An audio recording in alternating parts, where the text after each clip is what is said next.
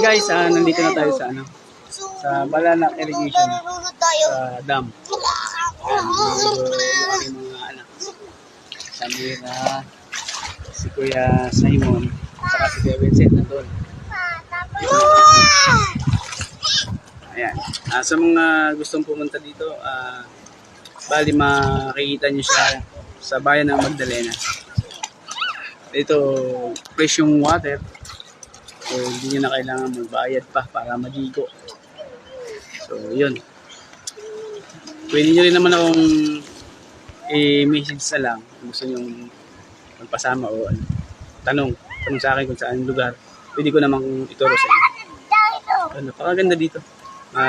Liwalas pati. Presko yung tubig. Malinis. Ayun lang guys.